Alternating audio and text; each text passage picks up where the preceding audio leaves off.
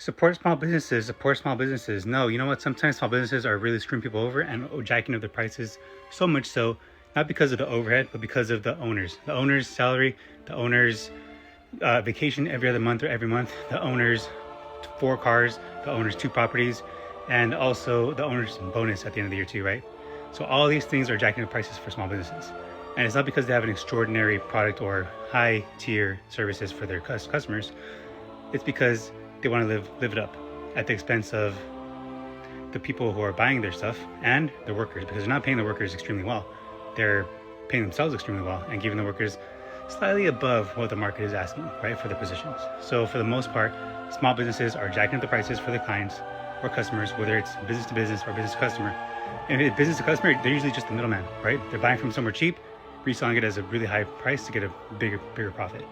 And these small businesses, also the owners, they have their own personal expenses. They register as an S corp to have their own personal expenses under the business expenses. So they're getting their electricity paid by the business. They're getting their car payments paid by the business. All utilities, cable, internet, everything they can think of under the sun, they put into the business, which also jacks up the price. And I know this because I've worked with multiple small businesses.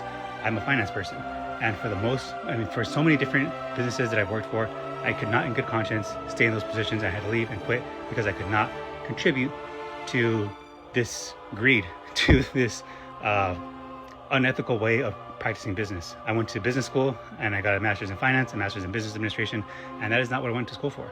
It's not to cook books or to move things around in order for it to look a certain way when I know damn well that's not how it is.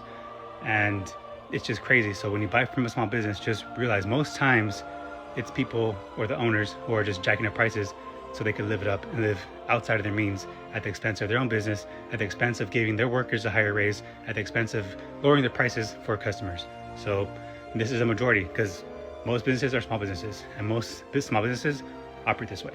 And it's sad, but it's actually the truth.